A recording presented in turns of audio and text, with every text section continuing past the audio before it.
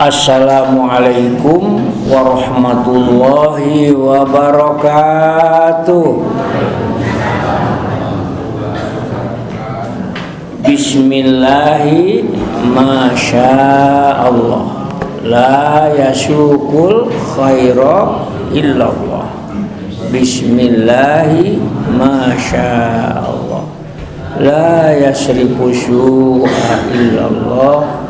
Bismillahi masyaallah, ma kana min ni'matin faminallah. Bismillahi masyaallah, la haula wala quwwata illa billah. Alhamdulillahilladzi arsala rasulahu bil huda wa dinil haqq liyudhhirahu 'ala dini kulli walau karihal musyrikun. Asyhadu an la ilaha illallah al malikul haqqul mubin wa asyhadu anna muhammadan abduhu wa rasuluh as-sadiqul wa'dil amin.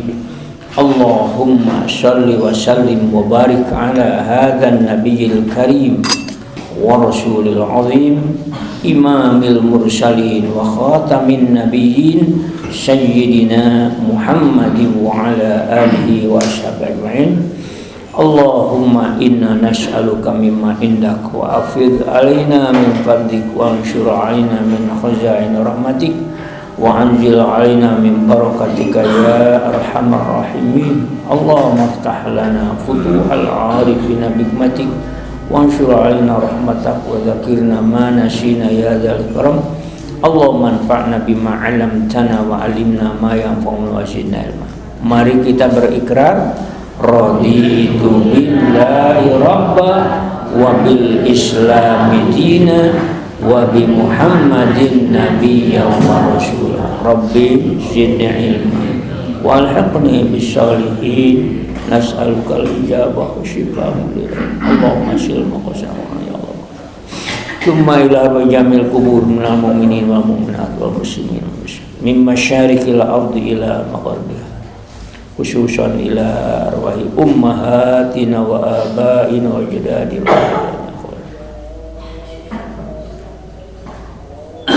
Summa ila arwahi jami masyayikhina asatidatina wa ulama'ina wa kullu man allamana fid din wa barakatuh wa sallam. Nafa'ana Allah.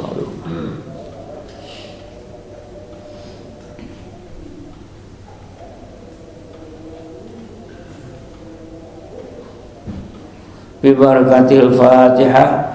A'udzu billahi minasy syaithanir rajim. Bismillahirrahmanirrahim.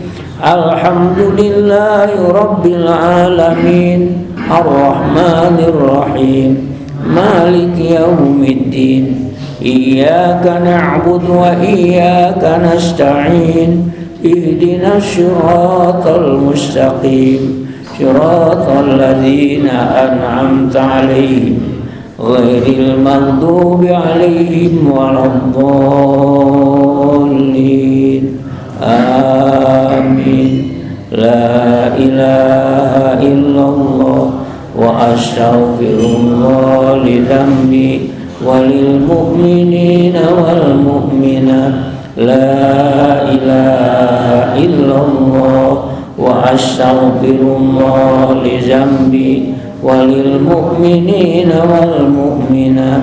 La ilaha illallah wa astaghfirullah li dzambi walil mu'minina wal mu'minat. Adada khalqi wa ridha nafsi wa zinata arsyihi wa midada kalimati. Mari kita jadikan pertemuan riungan kita pada pagi ini supaya menjadi riungan yang bernilai riyadul jannah. Kita niatkan mensyukuri berbagai nikmat, terutama nikmat Islam, dengan mengagungkan Allah, memuji Allah Subhanahu wa taala. Jadikan masjid ini majlis ta'lim, masjid zikir. Subhanallah walhamdulillah wa la ilaha illallah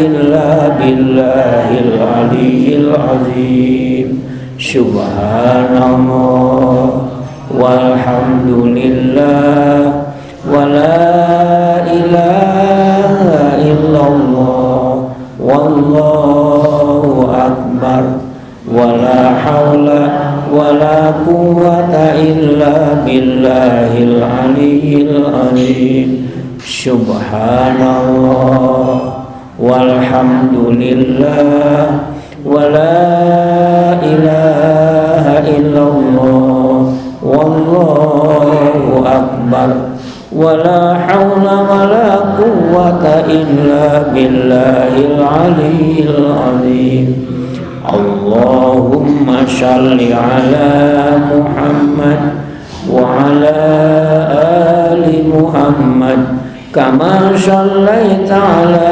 إبراهيم وعلى آل إبراهيم وبارك على محمد وعلى آل محمد كما باركت على إبراهيم وعلى آل إبراهيم إنك حميد مجيد اللهم صل على محمد النبي الأمي بعدد كل معلوم له اللهم صل على محمد عبدك ورسولك وعلى المؤمنين والمؤمنات والمسلمين والمسلمات آمين سبحان الله عدد ما خلق سبحان الله ملء ما خلق سبحان الله عدد ما في الأرض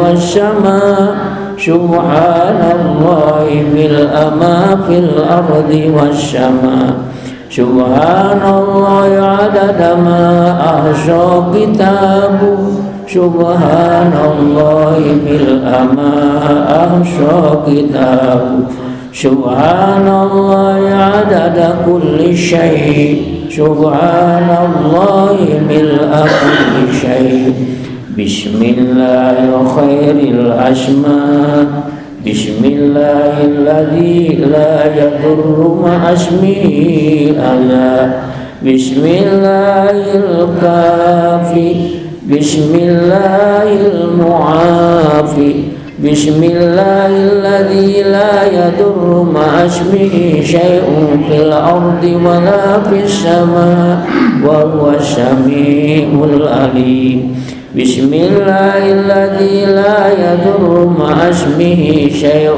في الأرض ولا في السماء وهو السميع العليم بسم الله الذي لا يضر مع اسمه شيء في الأرض ولا في السماء وهو السميع العليم بسم الله على نفسي وديني بسم الله على أهلي ومالي بسم الله على كل شيء أعطاني ربي الله أكبر الله أكبر الله أكبر أعوذ بالله مما أخاف وأحذر الله ربي لا أشرك به شيئا أجل جارك وجل ثناؤك وتقدست أسماؤك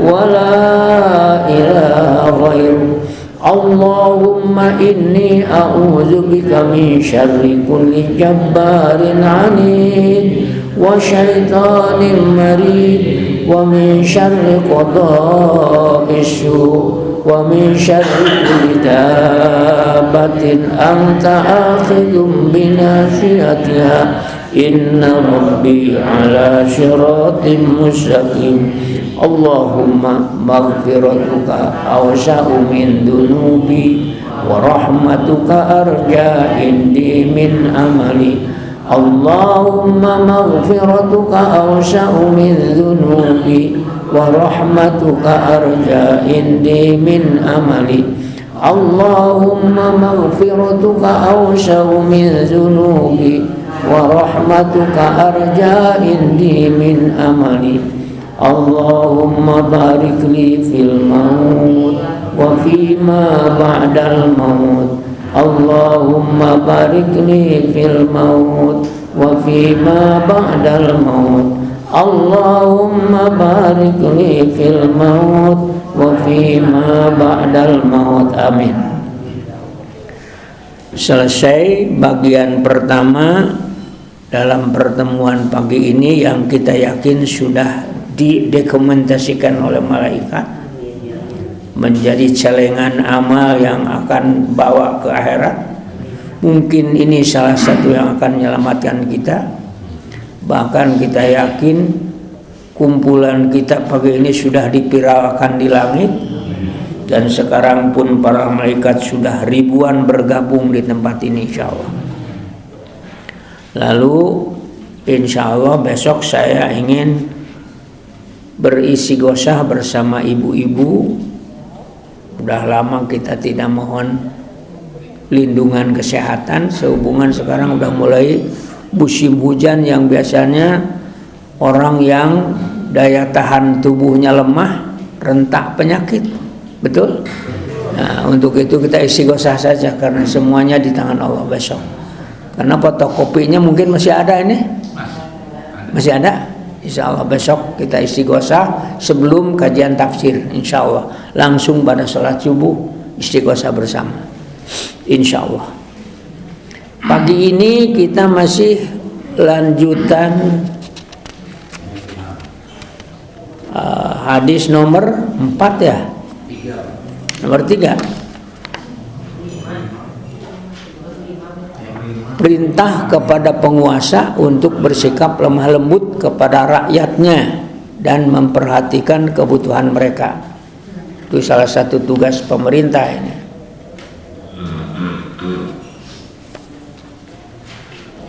Baik, nomor 3 aja kita mulai ini. Bismillahirrahmanirrahim. Sami'tu Rasulullah sallallahu alaihi wasallam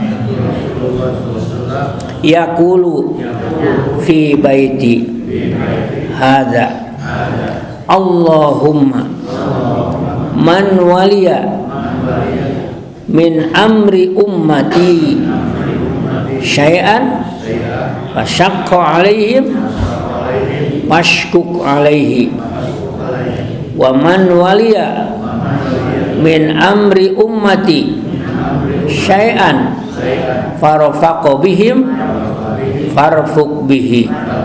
Rawahu Muslim. Mangga Pak Ketua saja ya mewakili semua nih.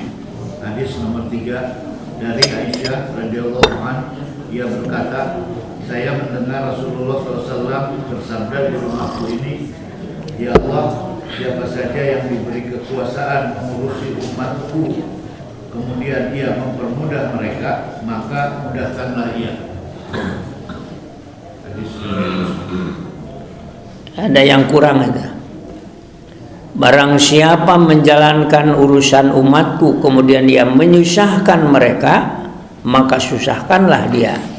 Dan apabila mereka menjalankan suatu urusan umatku kemudian ia mempermudah mereka, maka mudahkanlah untuk itu. Jadi tipe pemimpin menurut Nabi ini ada 2 kemungkinan. Pertama, pemimpin yang suka bikin susah. Persoalan mudah dipersulit supaya jadi duit. Ada juga pemimpin yang betul-betul ingin mempermudah semua urusan yang penting untuk masyarakat. Barangkali kita merasakan sekarang melihat. Ya. Persoalan dibikin bertele-tele itu tuh. Peganyan KTP teranggus 2 bulan. Ada kasus seperti itu. Padahal apa susahnya? Setelah diurus oleh seorang Dikdus Capil, itu ternyata di sana kemarin saya bikin KTP untuk anak saya, sehari juga selesai. Ditungguan Pak, tidak sampai 2 jam Pak. Mudah sekali. Begitu pula bikin kartu keluarga yang perlu diperbaiki itu sehari selesai. Akte kelahiran sekarang kalau ada yang mau perubahan akte kelahiran sekarang senang mudah ini. Kalau dulu perubahan nama harus di pengadilan nunggu 3 bulan kan? Datang aja ke Dukcapil sehari juga selesai. Asal ada data yang kuat. Nah ini mudah-mudahan yang memberi kemudahan itu dimudahkan oleh Allah. Tapi pada saat datang di suatu tempat kita minta, oh itu ini Pak, syaratnya macam-macam. Di Dukcapil begini syaratnya teti sabaraha. Ini kenyataan ini. Pekan ini saya mengalami ini di Indonesia. Ngurus itu perubahan akte anak saya. Baik, palingan Rasulullah nyarios gitu yang mengurus umatku memberikan kemudahan akan dimudahkan. Allah bakal digampilkan ke surga naga Pak. Baik, di sini fasyaqqa alaihim. Nah, mempersempit dan memperberat mereka dengan alasan yang tidak benar. Kemudian ada kata farofako, berlaku lemah lembut kepada mereka serta menjaga hak-hak mereka. Balasan itu serupa dengan amal perbuatan. Apabila seorang penguasa yang memberati dan mempersempit umatnya, maka Allah akan menceburkan mereka ke dalam kesulitan di dunia dan ke dalam berbagai macam azab di akhirat.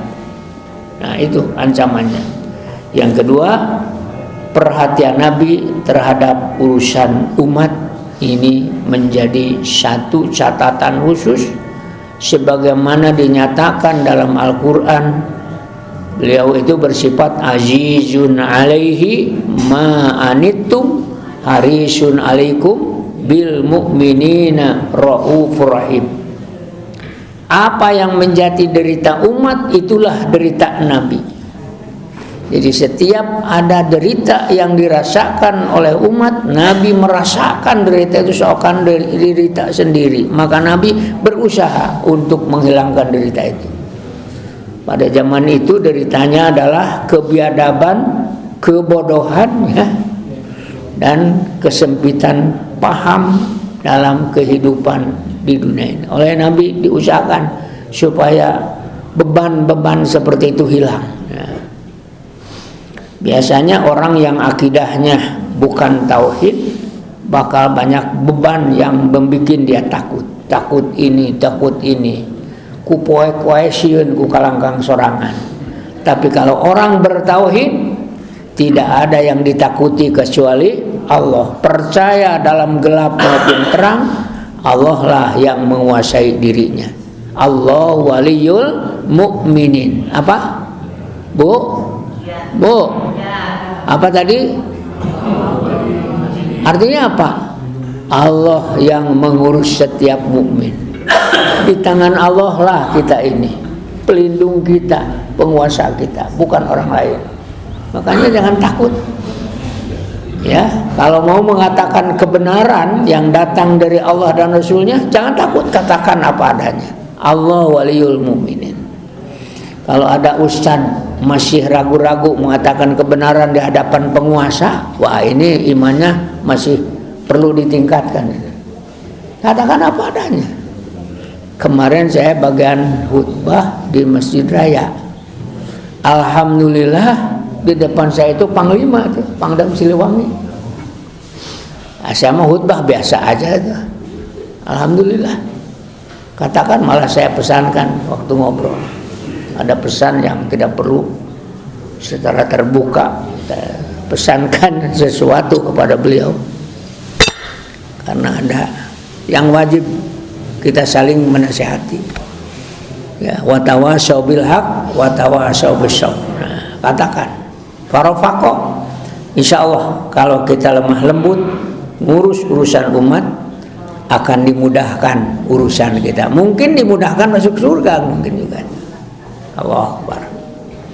Baik, hadis nomor 4. kanat banu Israila tasusuhum al-anbiya kullama halaka nabiyun khalafahu nabiyun wa innahu la nabiyya ba'di wa sayakunu ba'di khulafa'u fayaksurun qalu ya Rasulullah fama ta'muruna qala aufu bi bai'atil awal summa'tuhum haqqahum was'alullaha alladzi lakum fa innallaha sa'iluhum ammastar'ahum muttafaqun alaih. Waduh, ini hebat sekali ini hadis ya.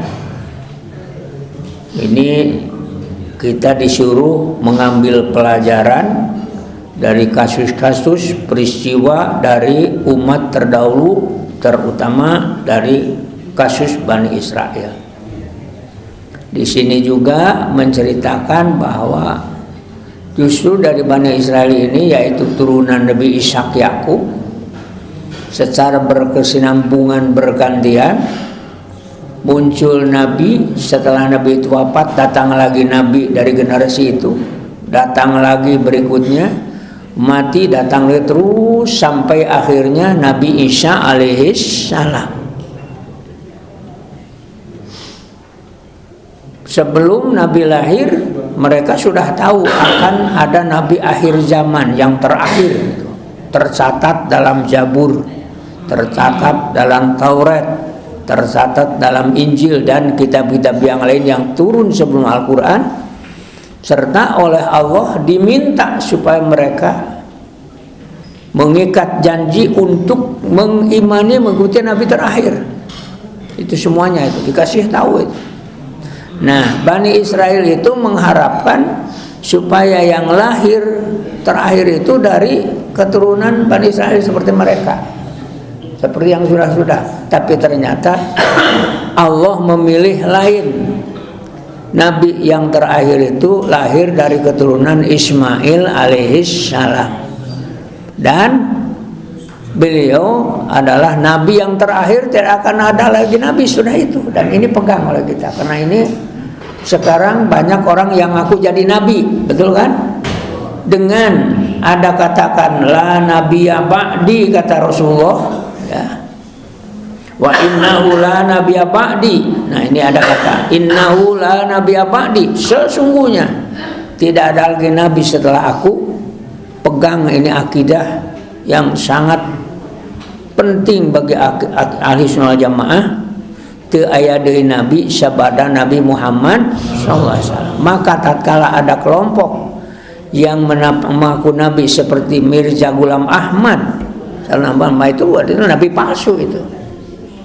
Siapapun yang jarang setelah Nabi Muhammad itu ngaku nabi, semua nabi palsu, Pak. Bukan nabi, tidak perlu diikuti. Nah, baik, untuk lebih jauh silahkan diterjemahkan. Pak Dedi barangkali mau, silahkan.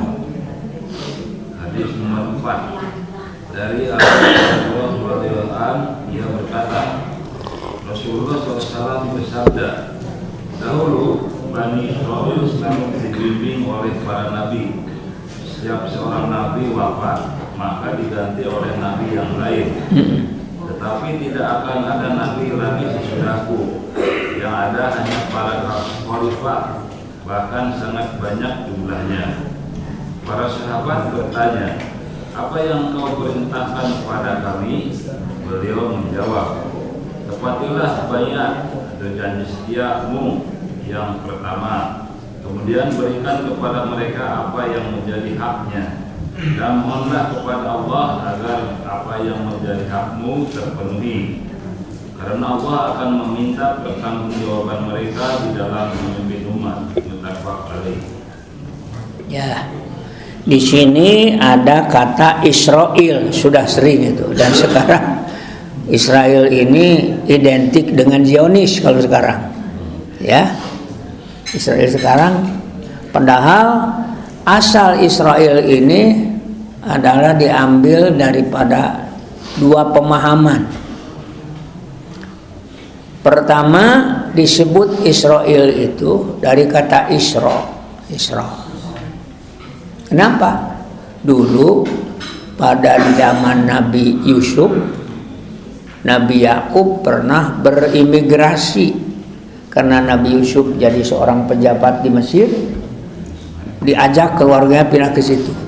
Etnis inilah awal daripada Bani Israel. Kenapa disebut Israel? Karena perjalanan mereka dilakukan perjalanan malam.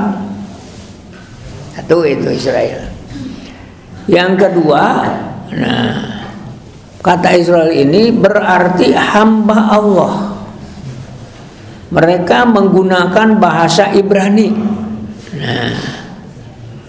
Dan sekali lagi, yang disebut Bani Israel tiada lain adalah keturunan Nabi Yakub alaihi salam. Secara berkesinambungan lahirlah para nabi dari situ. Daud, Sulaiman dan seterusnya sampai Nabi Musa, yang terakhir Nabi Isa alaihissalam, nabi dari Bani Israel. Ini harus paham banget. Kenapa mereka menolak setelah Nabi akhir datang, padahal Allah sudah meminta kepada mereka supaya menerima Nabi terakhir. Nah, di sini mereka ada sifat kedengkian. Karena maunya mereka Nabi akhir zaman itu penerus Nabi Isa dari Bani Israel juga. Allah memilih dari keturunan Ismail alaihissalam, yaitu Nabi Muhammad SAW.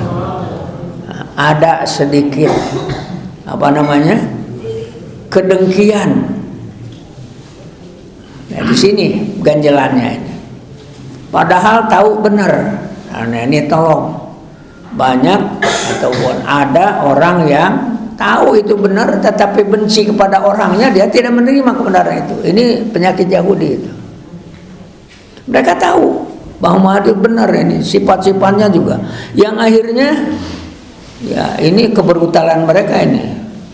Sifat-sifat yang menerangkan tentang Nabi Muhammad dalam Taurat maupun Injil dihapus, Pak.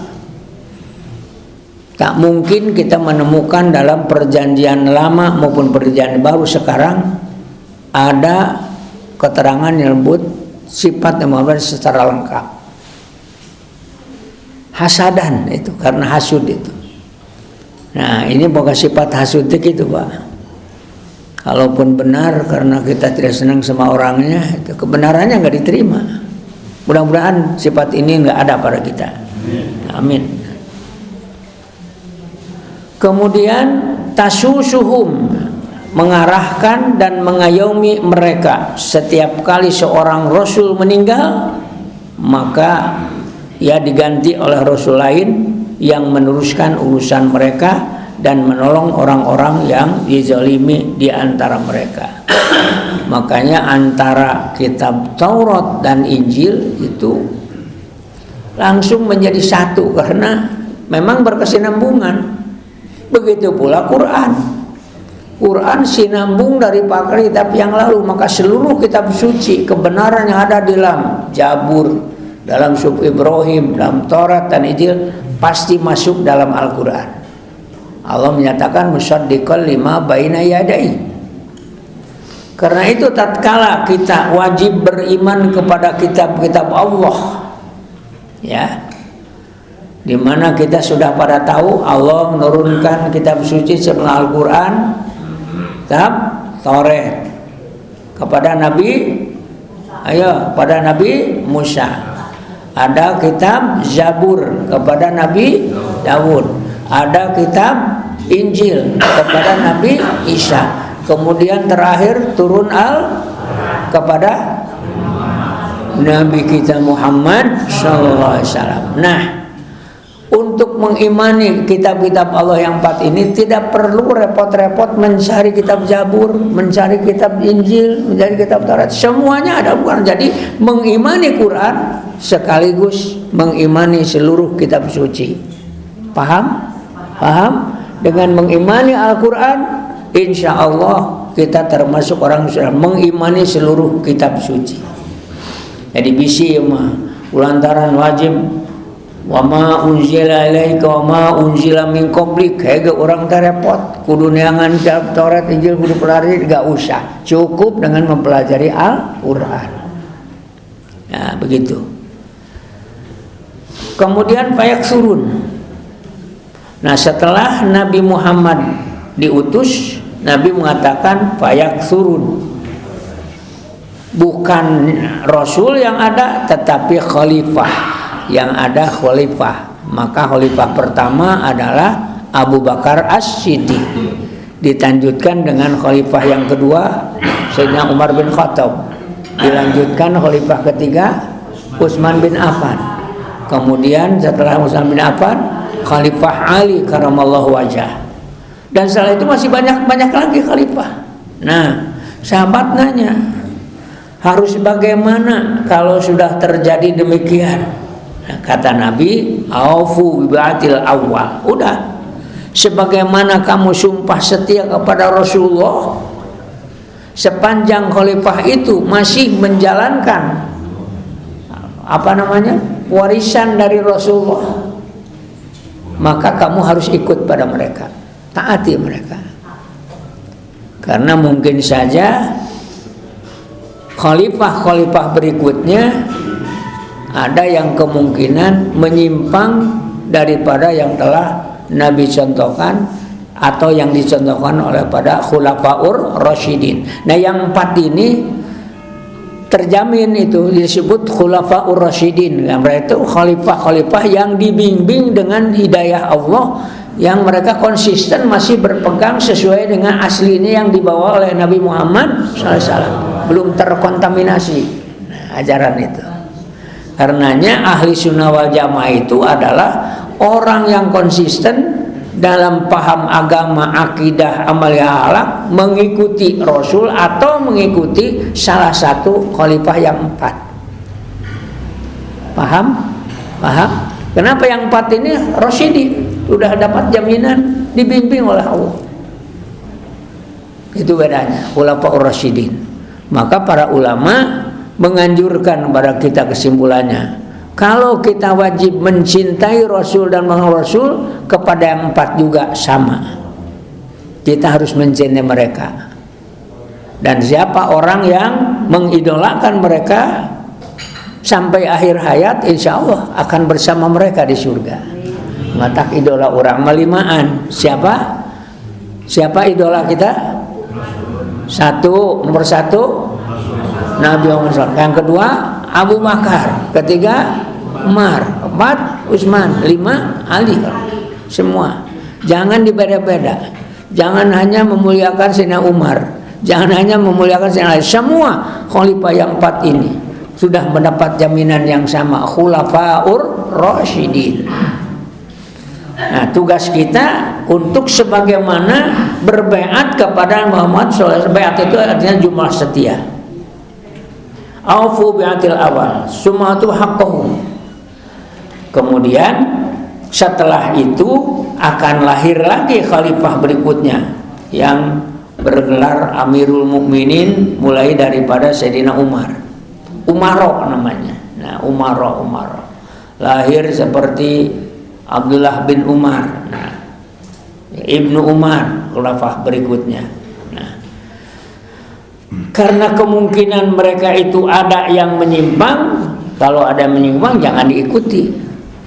Nah, jadi kita mengikuti mereka, mengikuti apa yang mereka lontarkan, selama mereka masih benar dalam garis shiratal mustaqim, kita taat. Kewajiban kita taat kepada pemimpin. Nah, baik, dari hadis ini kalau boleh kita jabarkan, kurang lebih mengandung makna suatu masyarakat pasti memiliki seorang nabi atau khalifah yang menjalankan urusan mereka, menuntun kepada jalan yang lurus, yaitu shiratal mustaqim, konsisten shiratal mustaqim, syariat yang telah dibuat oleh Allah, dijalankan oleh Rasulnya. Itu yang disebut siratal mustaqim, dan menjaga diri dari gangguan orang-orang yang zalim, dan bahwa tidak ada nabi sesudah Nabi Muhammad sallallahu alaihi wasallam. Dalam surat Al-Ahzab 40 dinyatakan Muhammad itu bukanlah bapakmu dari seorang di antara kamu. Wa ma kana Muhammadun aba ahadim mir rijalikum walakin Rasulullah. Lihat surat Al-Ahzab ayat 40. Bukan bapak dari kamu tetapi dia Rasulullah, dan dia adalah khatamun nabiyyin. Yang kedua, para pemegang kekuasaan sepeninggal Rasulullah adalah khalifahnya. Artinya khalifah itu pengganti, ya, pengganti Rasulullah. Selama mereka berpijak pada kebenaran, apabila mereka pengganti itu lurus sebagaimana apa adanya, itu khalifah namanya. Dan rakyat wajib memberi nasihat kepada para penguasa, mentaati mereka dan menjaga beat terhadap yang pertama di antara mereka, serta memerangi selainnya. Jadi dalam sumpah setia kepada Rasulullah, di situ ada kewajiban mempertahankan agamanya dan ikut melawan orang yang melawan kepada syariat agama Allah.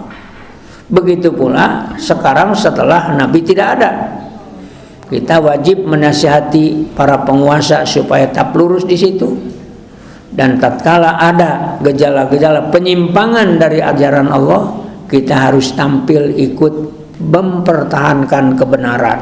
Melawan kebatilan adalah suatu kewajiban bagian daripada iman. Yang ketiga, mendahulukan urusan agama daripada urusan dunia, karena Nabi SAW menyuruh untuk memenuhi hak penguasa, karena berakibat tegaknya kalimat agama dan tercegahnya fitnah. Dan hamba Allah akan bertanya kepada para penguasa tentang keteledoran mereka. Nah ini, jadi kita harus benar-benar bersama penguasa ini adalah memperhatikan agama umat ini. Saya katakan kemarin itu orang yang tidak peduli, tidak punya niat, dan tidak ada khawatiran Islam hilang, tidak mensyukuri Islam, kemungkinan matinya akan mati tanpa iman. Itu. Setiap mukmin berkewajiban dan ada kekhawatiran al-khauf ala dhihabil Islam. Kita khawatir andai kata Islam ini rusak, sampai Islam tinggal namanya tetapi esensi Islam sudah tidak dijalankan lagi oleh umat. Ini bahaya, Pak.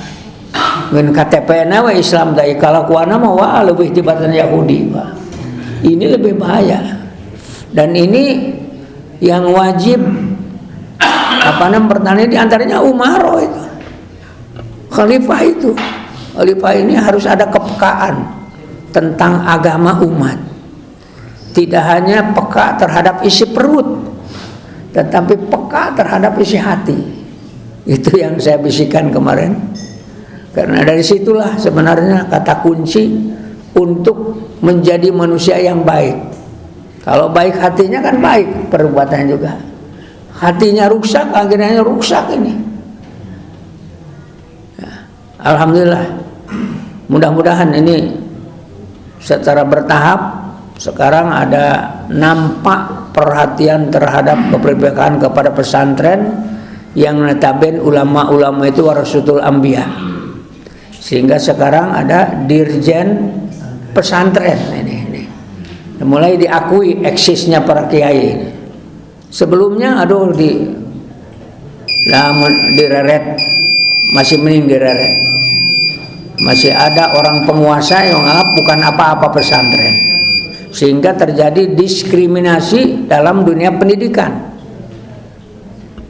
Hanya pendidikan formal saja yang bawah dikbud yang udah perhatian, apa pesantren mah kumadinya we kumajengan. Padahal ini kewajiban negara, betul kan? Kewajiban negara mendidik bangsa. Jebolan pesantren itu bukan hanya sebagai ulama, intelektual banyak yang lahir dari pesantren. Contohnya siapa? Gus Dur itu, betul kan? Lebih daripada jebolan yang keluar daripada Oxford tuh, dari Amerika. Bayangkan, karena Allah yang berikan ilmu. Sekarang mudah-mudahan ini kita berdoa meminta kepada Allah, meminta tolong. Waj'ali min ladunka sultanan nasyira. Jangan pernah berhenti kita minta itu. Baik. Yang keempat di antara mukjizat Nabi Muhammad SAW adalah pemberitahuan beliau tentang perkara-perkara gaib yang akan terjadi di masa yang akan datang. Nah itu. Jadi karena itu ini mukjizat, semua yang Nabi katakan prediksi harus menjadi perhatian kita karena akan menjadi kenyataan. Seperti Nabi mengatakan nanti umatku itu lorotnya agama tidak sekaligus negara Islam, tapi akan secara bertahap. Islam dipereteli, mulai sholat sunat leungit, wiridan leungit, nika mah sholat berjamaah leungit, nika akhirnya sholat naga leungit, bertahap. Karena itu kita jangan sekali-kali punya kebiasaan menyepelekan apa yang disyariatkan. Min sya'airillah, itu yang syariat itu ada yang wajib, ada yang sunat kan. Jadi jangan gara-gara sunat kita sepelekan, jangan. Ini sesuatu yang berharga. Sampai disebutkan fadilah membaca Allah walhamdulillah subhanallah bihamdihi pahala. Itu supaya tidak disepelekan oleh kita. Bayangkan sholat sunat 2 rakaat subuh khairun minad dunya wa fiha, ganjaranna leuwih alus jebatan dunia jeung isina. Amal yang sedikit oleh Allah dilipat gandakan pahalanya.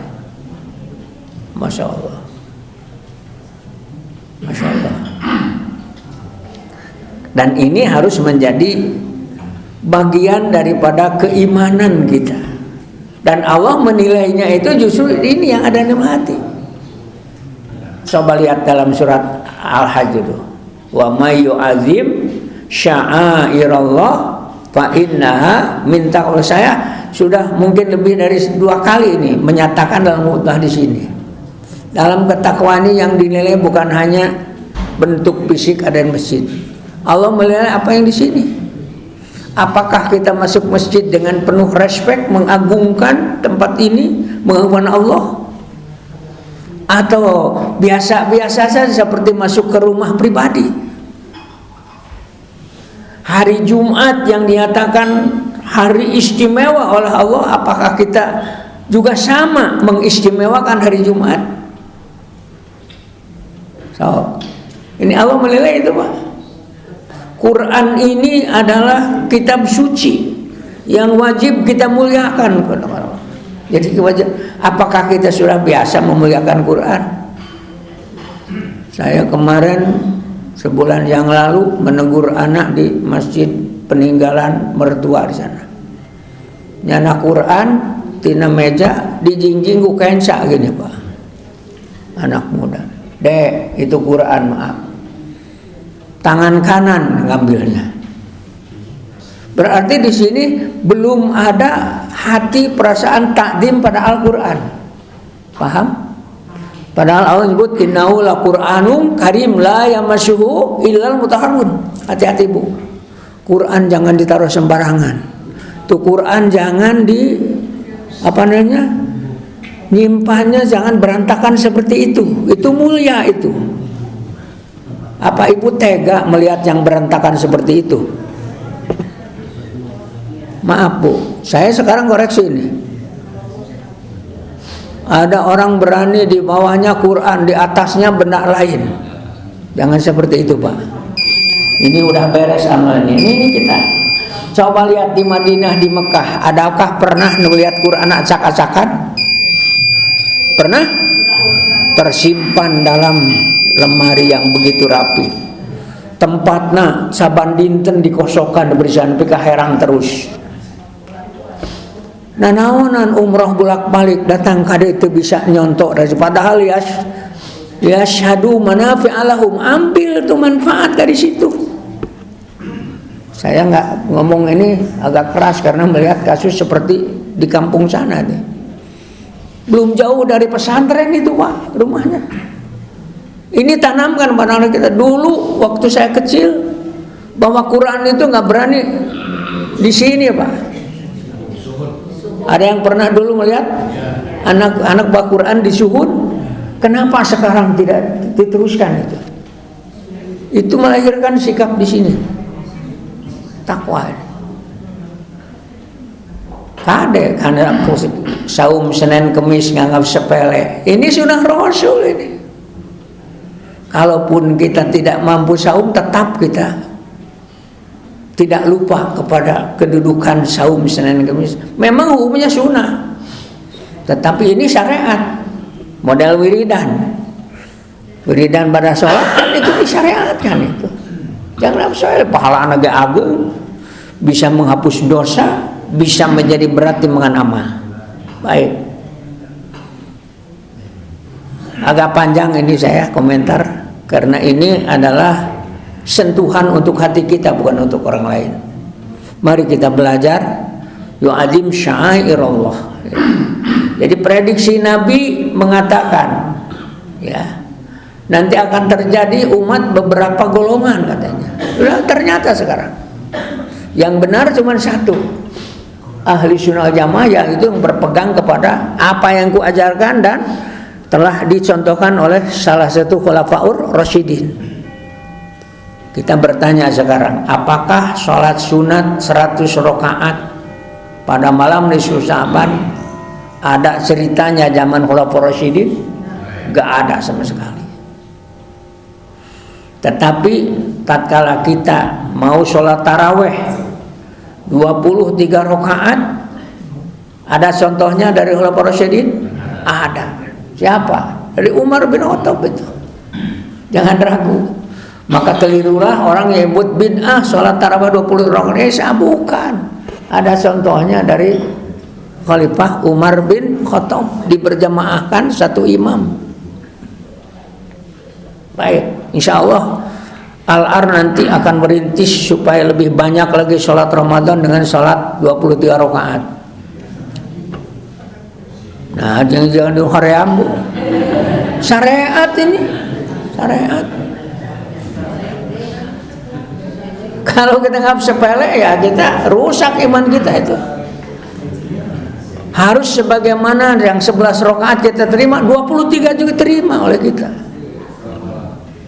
Itu konsekuen kita. Jangan setengah matang lah. Udah? Paham? Paham? Ya. Baik. Satu hari lagi ini. Ya. Jadi prediksi Nabi itu, ya, harus betul-betul. Dan ini satu lagi Nabi yang patut menjadi perhatian kita. Kita makanya salah satu upaya untuk husnul khotimah adalah istiqomah. Istiqomah itu ulama camense. Istiqomah dalam ibadah kata Sayyidina ini ke Sayyidina Umar. Ya, istiqomah itu tiada lain selalu mentaati perintah Allah, menjalankan secara lurus itu benar. Mayang. Dan Nabi mengatakan hati-hati, bakal banyak orang dicabut nyawa pada kegemarannya. Jadi kalau kita gemar zikir, mudah-mudahan sebelum nyawa dicabut masih tetap zikir, insya Allah. Atau Nabi dicabutnya zikir. Makanya tidak heran orang yang gemar baca Quran dicabut nyawa sedang baca Quran. Orang yang gemar sholat dicabut nyawa sedang sholat. Sudah lebih daripada 2 orang guru kita yang meninggal sedang mengajarkan Al-Quran. Ya. Seperti Al-Mukarram Bapak Kiai Habib Usman tuh, pendiri As-Salam. Saya pernah ikut kajian tafsir pada zaman dulu waktu dia mahasiswa. Beliau itu biasa kayak kita ini, subuh ada kajian tafsir, hari Kamis kalau nggak salah. Hari itu dia sudah siap kan ngajar, jatuh stroke sampai meninggal dunia. Nah insya Allah seperti itu Pak, husnul khotimah itu. Insya Allah. Tapi teu saeutik jelema anu sedang asyik tidak menjalankan syariat dicabut nyawa. Apa sapopoena teu peduli terhadap agama Allah. Makanya orang yang tidak ada kekhawatiran hilang agama Allah, kemungkinan dia termasuk orang yang pada saat meninggal tidak membawa agama Allah. Menurut yang saya tahu 3 golongan ini yang berbahaya, tidak akan bisa mati husnul khotimah. Tolong diulangi. Siapa coba? 1, tarku syukri alal Islam. Orang yang tidak pernah bersyukur dengan Islam ini, dengan rasa bangga boga agama Islam.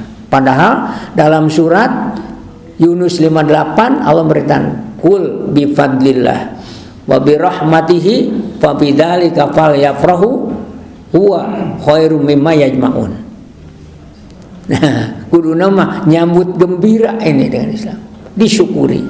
Makanya kita ngaji ini syukur atas Islam. Yang kedua, adamul khauf ala dihabil Islam. Nu mautna moal bisa husnul khotimah, orang yang sedikit pun tidak ada kekhawatiran Islam hilang dari dirinya, tidak ada kekhawatiran Islam hilang dari keluarganya, tidak ada kekhawatiran Islam dari masyarakat sekelilingnya. Ini orang yang khawatir matinya tanpa Islam nanti. Yang ketiga, ad-dulmu ala ahli Islam. Orang yang suka berbuat dolim, kejam kepada orang-orang yang benar-benar menjalankan Islam. Saya sampaikan kemarin di depan Panglima itu, orang yang dolim kepada orang yang betul Islamnya bakal mati tanpa Islam. Paham? Paham?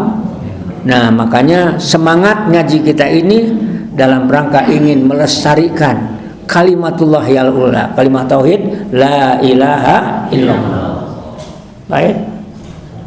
Satu lagi hadis, ayyu nabiyyin inni sami'tu Rasulullah sallallahu alaihi yaqul inna syarrar ri'ai al-hutamah fa iyyaka an takuna minhum.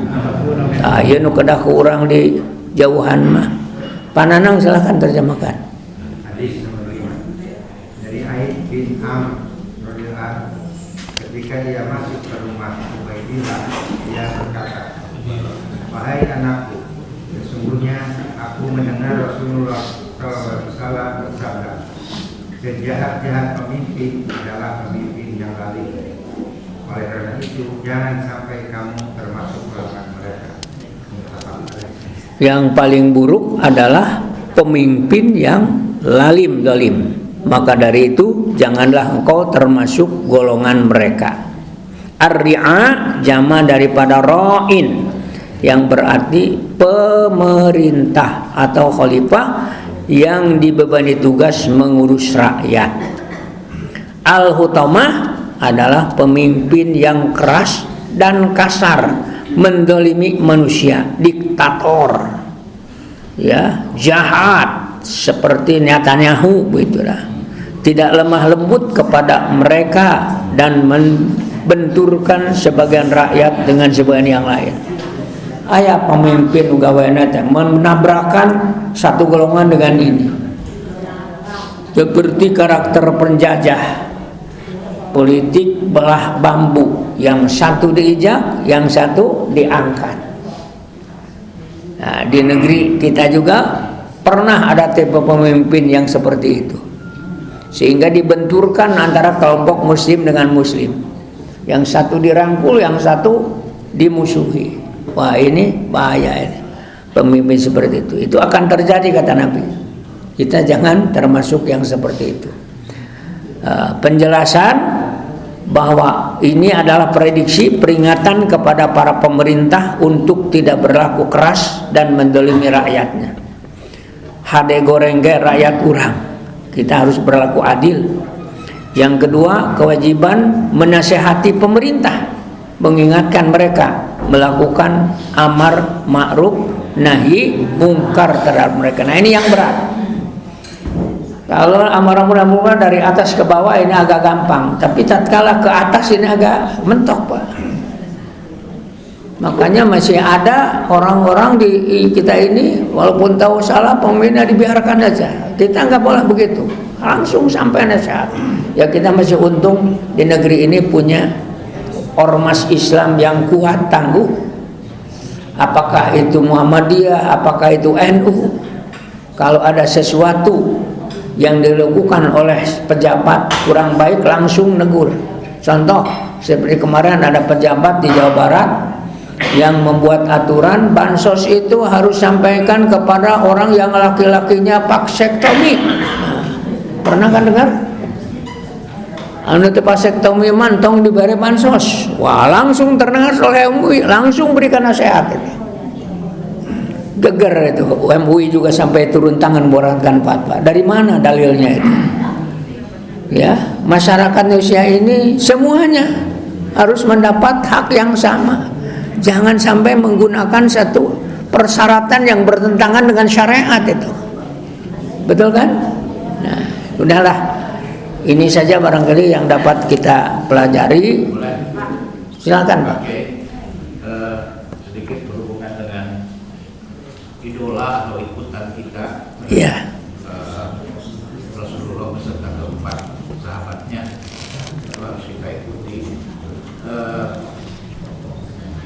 DKM ini beberapa kali kedatangan golongan, ya, yang secara umum sama dengan kita. Iya.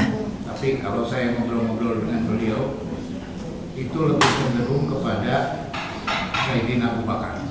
Siapa? Lebih cenderung kepada Sayyidina Abu Bakar. Iya. Yang lainnya tidak pernah tersebutkan.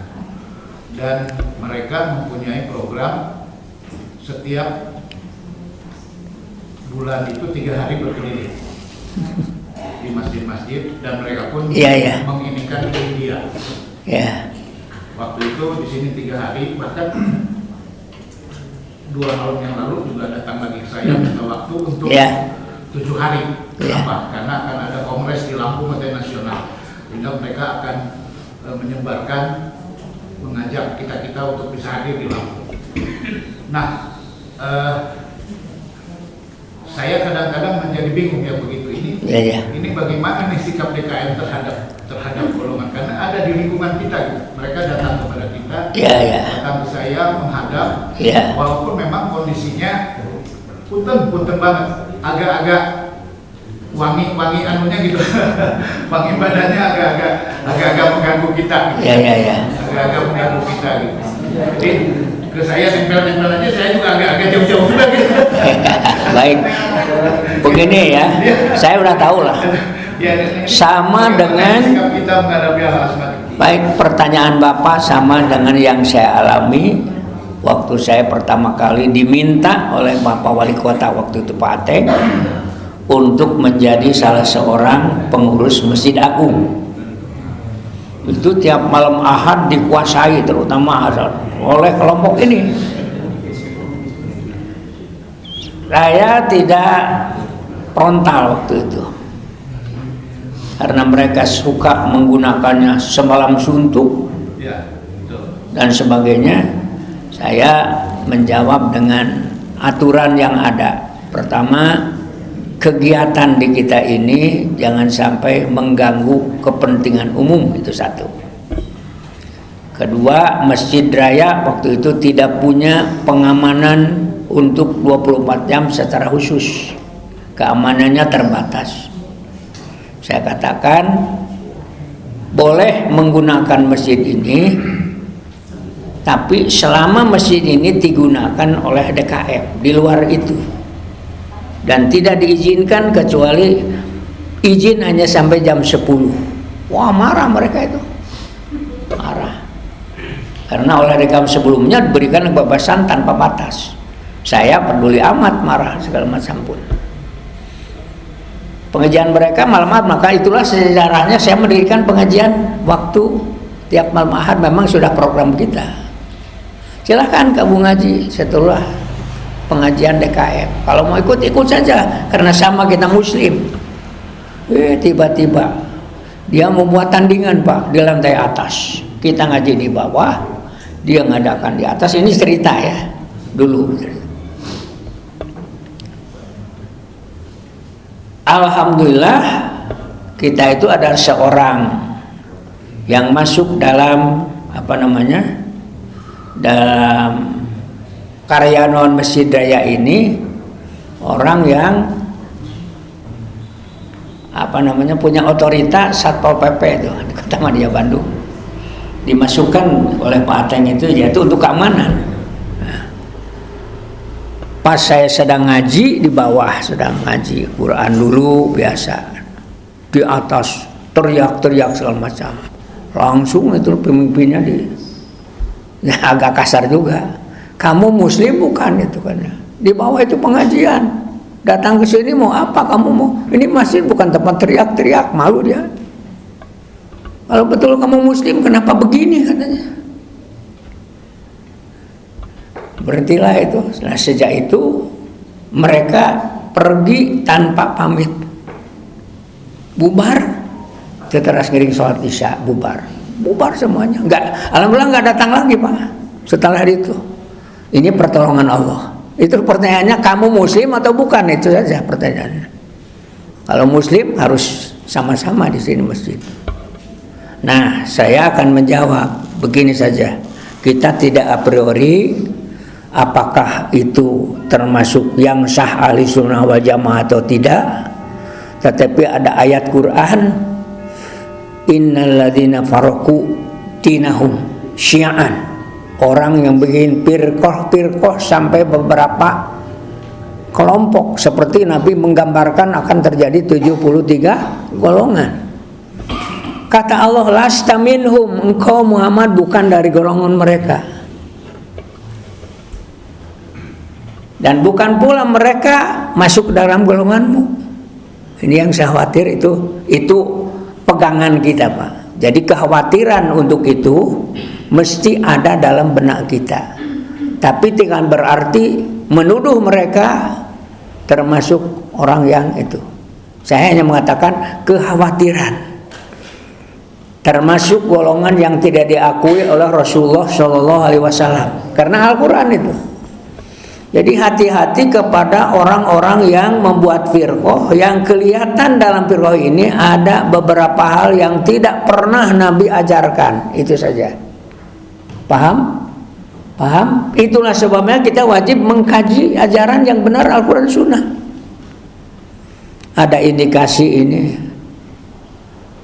Contohnya, ahli sunnah jamaah itu akan selalu prioritas dalam taqarrub pada Allah, syariat tentu yang harus diunggulkan, yang wajib. Betul kan? Tidak ada kata Nabi yang lebih mendekatkan diri pada Allah lebih hebat kecuali yang wajib dulu, baru yang sunat. Makanya santri akan belajar summa taroki katanya dalam surah Mutaufik.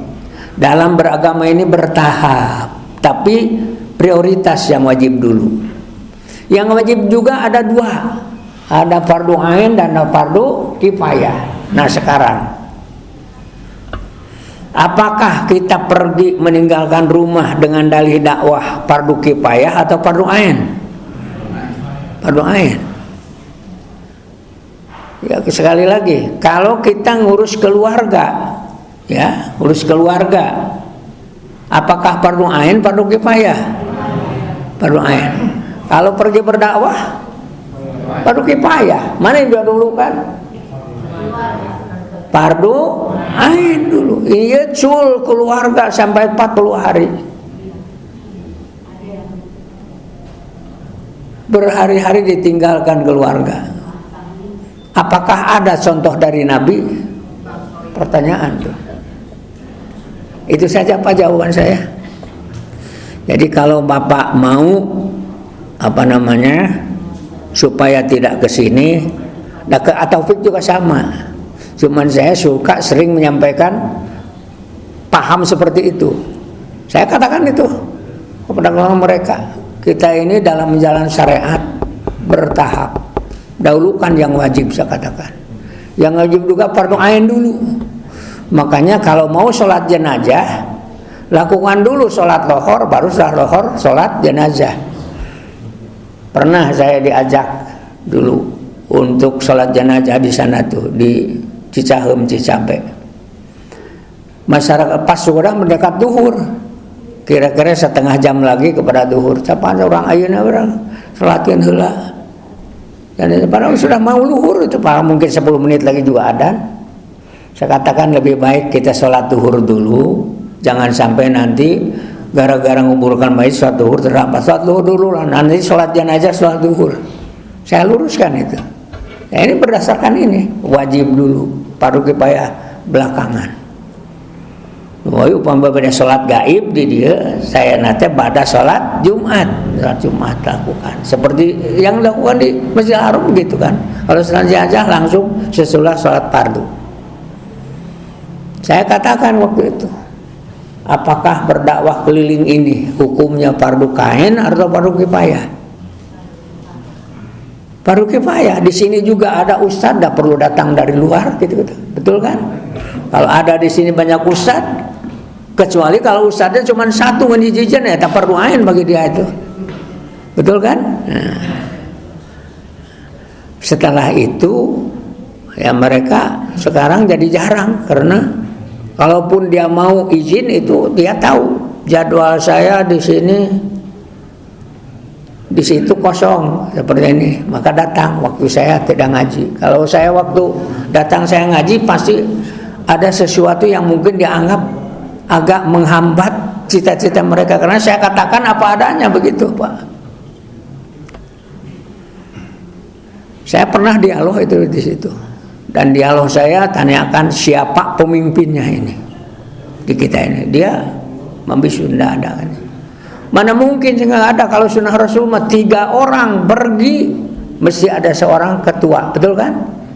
Harus ada pemimpinnya. Masa ini urusan umat seperti ini gak ada pemimpin? Nah itu saya tanya seperti itu, Pak. Saya berani itu.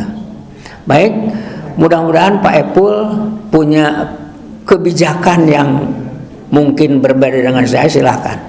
Tidak apa-apa kita menolak. Kalau memang bisa menolak. Darul mafasid muqaddamun ala jalbil masalih. Apapun yang menimbulkan kemadaratan lebih dahulu harus kita singkirkan, daripada kita langsung mengambil maslahat, mengambil sesuatu tapi madarat terus berkesinambungan. Madarat dulu hilangkan. Makanya dalam bertauhid juga la ilaha illallah, hilangkan dulu yang negatif, baru di sini yang positif. Damal basuk isam ilallah kalau masih kene yang dianggap ilah dalam diri kita. Kalau masih ada yang dianggap ilah, maka ilallahnya itu palsu, Pak. Tapi kalau sudah betul-betul kita menghilangkan dalam batin kita, tidak ada yang bersembah keyakinan kecuali Allah, baru sah kita mengabdi pada Allah. Maka ibadah orang yang hatinya masih belum bersih daripada ilallah, maka ibadahnya tidak akan pernah diterima oleh Allah Subhanahu wa taala. Itu saja. Sekali lagi, orang yang sudah kita tahu menyimpang, tidak dilakukan oleh Rasulullah, apalagi ada diskriminasi terhadap khulafaur rasyidin, seperti orang Syiah itu salahnya apa? Karena mengkultuskan Sayyidina Ali, Sayyidina Abu Bakar ditolak. Nah ini nggak benar. Kalau ini ada indikasi seperti itu, Pak, lebih baik kita menjauhkan diri saja. Terima kasih. Mudah-mudahan tidak bosan dan tidak puas dengan jawaban saya. Silakan. Kayaknya kita upami seorang anak perempuan yang imaman ramana dalam keadaan sakit, orang tua dalam keadaan sakit, anak menjadi imam untuk sholat.